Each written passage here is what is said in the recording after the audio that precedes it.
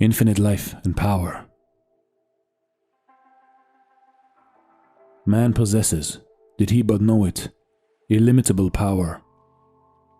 This power is of the Spirit, therefore it is unconquerable.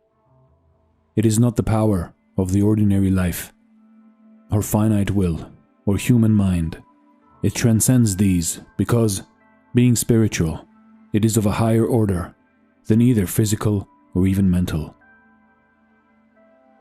This power lies dormant and is hidden within man until he is sufficiently evolved and unfolded to be entrusted with its use. Thought is a spiritual power of tremendous potency, but this is not the power of which we speak. By thought, man can either raise himself up and connect himself with the powerhouse of the universe, or cut himself off entirely from the divine inflow. His thought is his greatest weapon because, by it, he can either draw on the infinite or sever himself in consciousness, but not in reality, from his divine source. Through the divine spark within him, which is really his real self, man is connected with the infinite. Divine life and power are his if he realizes that they are his. So long as he is ignorant of his oneness with the divine source of all life, he is incapable of appropriating the power that is really his.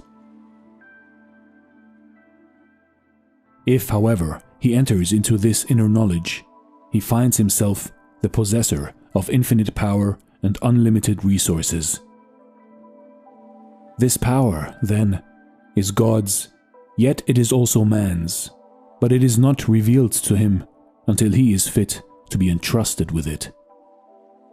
It is only when man realizes his oneness with his divine source that he becomes filled with its power. Many teachers lament the fact that certain secrets are being spread, broadcast today, secrets that, in the past, were kept closely guarded.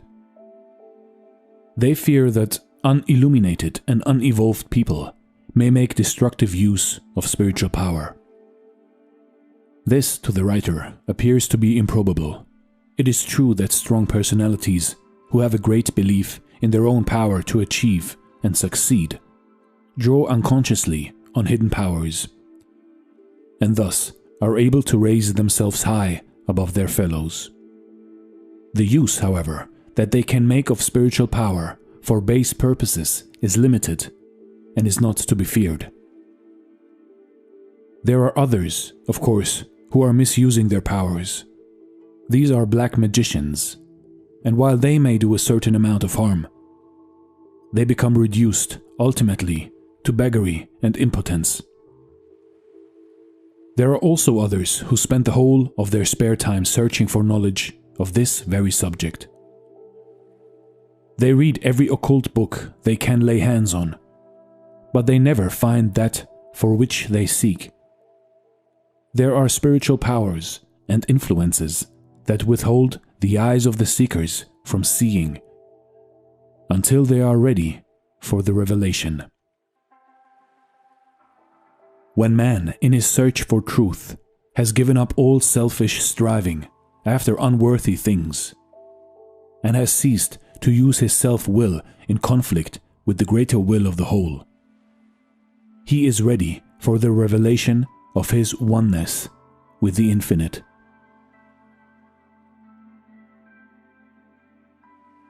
Yielding implicitly to the will of the whole may seem, to the unillumined, an act of weakness. Yet it is the entrance to a life of almost boundless power. Man is not separate from his divine source, and never has been.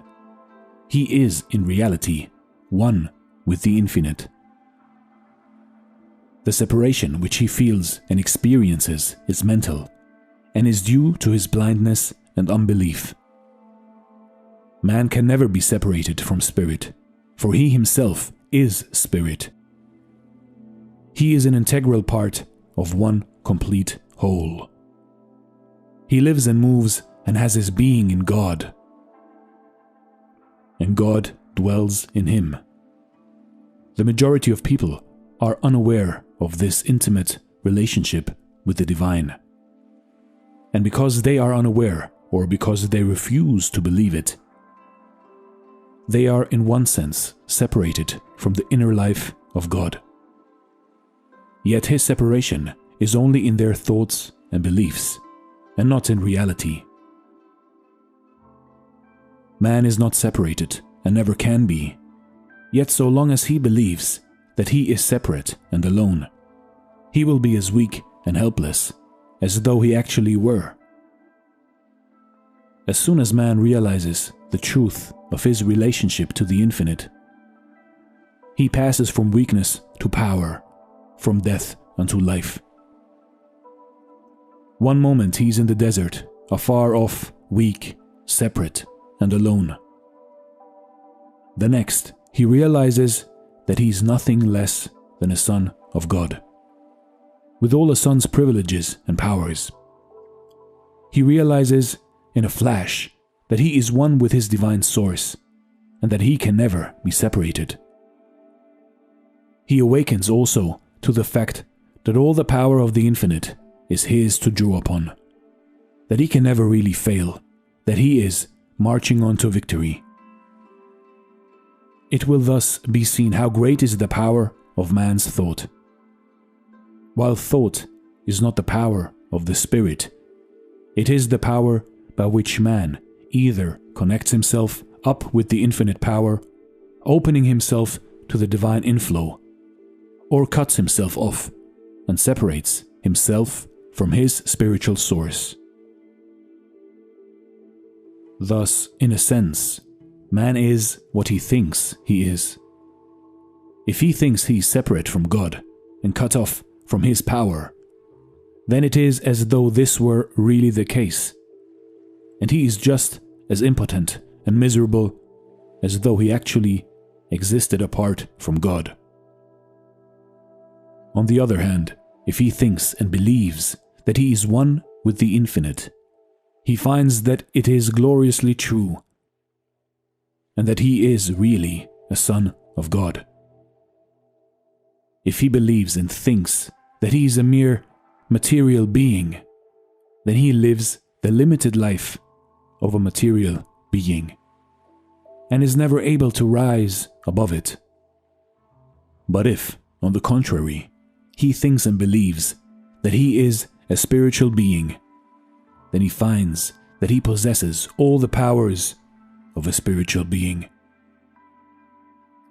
Again, if he thinks that his work is difficult and that he is not equal to his tasks, he finds that really his tasks are difficult and beyond his powers. Yet, on the other hand, if he believes his work is easy, or, at any rate, within his powers, he finds that such is the case, and that he can do his work with ease. The power within is infinite, for, by faith in it, man is directly coupled up with the spiritual power of the universe. The divine spark within him connects him to the sacred flame, thus making him potentially a god in the making. A change, then, must take place within man before he can enter into his divine inheritance. He must learn to think after the spirit, as a spiritual being, instead of after the flesh, as a material creature. Like the prodigal son, he must come to himself and leave the husks and the swine in the far country, returning to his father's house, where there is bread of life enough and to spare. You see, in life, in your life, you have an infinite life, an infinite power, if you connect your spirit to the divine source. This is Dare to Do Motivation. Chapter 1, Infinite Life and Power. Thanks for watching, and stay blessed.